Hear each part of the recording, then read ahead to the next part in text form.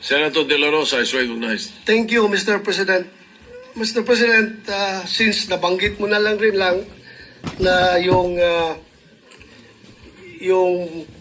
pagpangalaga sa lahat ng miyembro ng Senado ay isang tungkulin ng Senate President.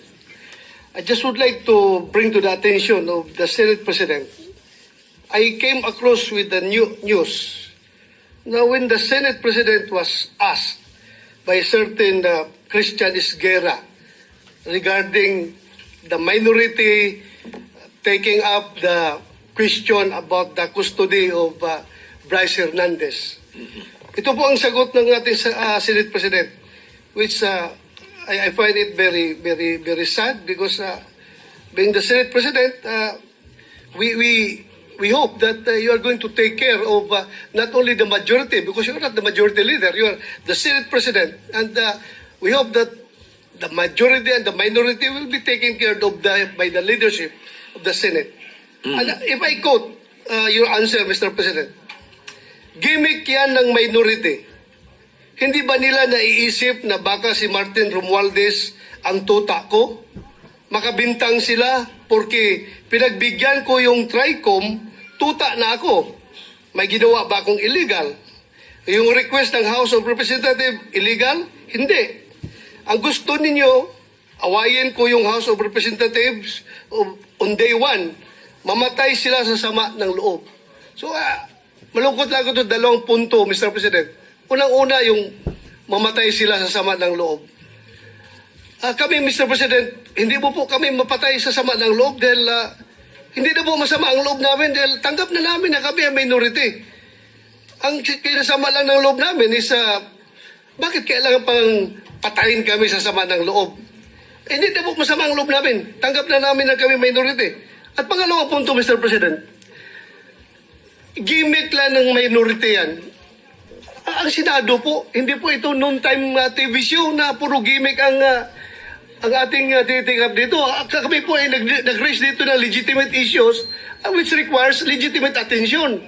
So, Mr. President, ako po ay nalulungkot which brings me to my parliamentary inquiry, Mr. President, na yung si Bryce Hernandez, yung kanyang custodiya was transferred, physical custody, I'm talking about physical custody, was transferred from the Pasay City Police Station to the Senate Sergeant at Arms room.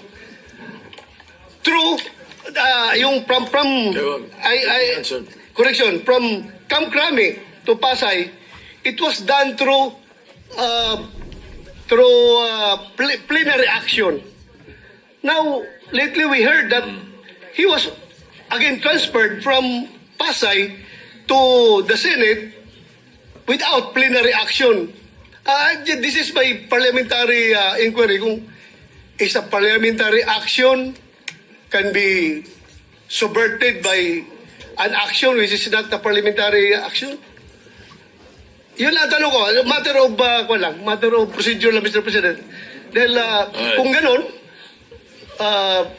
kailangan klaruhin natin yung ating rules. Thank you, Mr. President. Before I recognize the majority leader to place on record the recommitment of Mr. Hernandez, when I said mamatay sila na sama ng loob, we were addressing the trolls. Because it was the trolls who were saying something to that effect.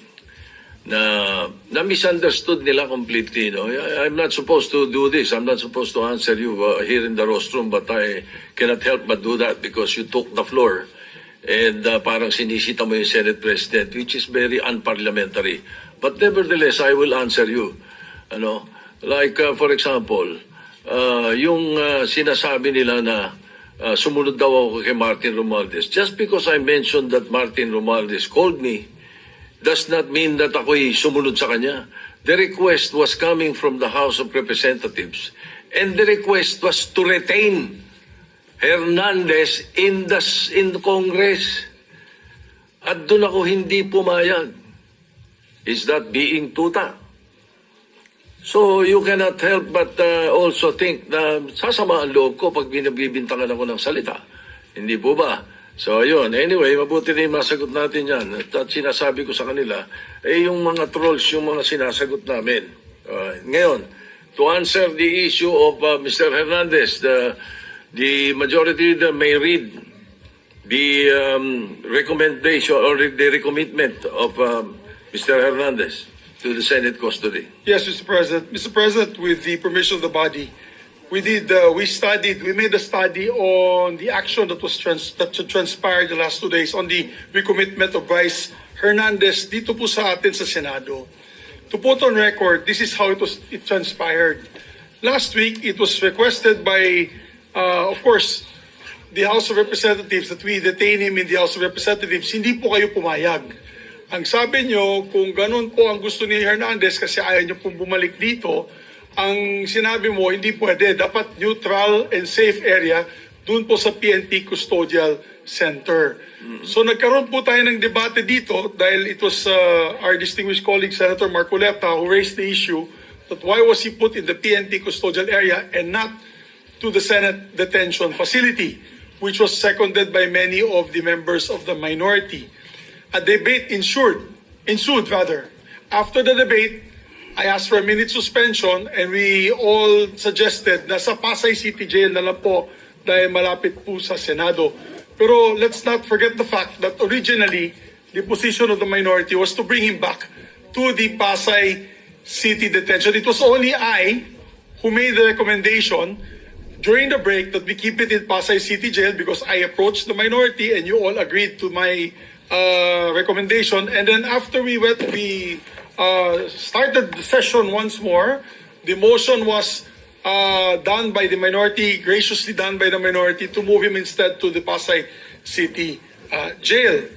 But upon consultation of the chairperson of the Blue Ribbon Committee, Senator Lacson, the Senate President granted the request as the chairperson of the Blue Ribbon Committee requested that he be brought back to the Senate, which was really, yun talaga ang posisyon ng gusto ng ating minority at the time, para wala ng gulo, pumayag po kayo na dito na lang sa Senado at may request na rin po, for the record, may sulat po si Bryce Hernandez, ang abogado niya, na ibalik siya dito at yan po ay confirmed sa kanilang hearing this morning for his writ of amparo before the Pasay City Regional Trial Court. Sinabi po ay doon na lang po ako sa Senado ilagay. So, the Senate President acted on the request na gusto ibalik na lang po dito. Tayo naman po ang may kustodiya niya sa kanya. At as a matter of fact, while watching the press con of our distinguished colleague Senator Marcoleta, nung tinanong sa kanya, sinagot po ni Senator Marcoleta ay tama naman po yan. Dapat talaga dito siya sa Senado kasi tayo po ang may kustodiya. Sinabi po ng ating mahal na senador yun. So we also pursuant to Article 6, Section 6 of the rules of the Blue Ribbon Committee, which states, a witness cited in contempt may be ordered to be detained in such a place, be designated by the committee or concurrence of the Senate President by either detention order or commitment order.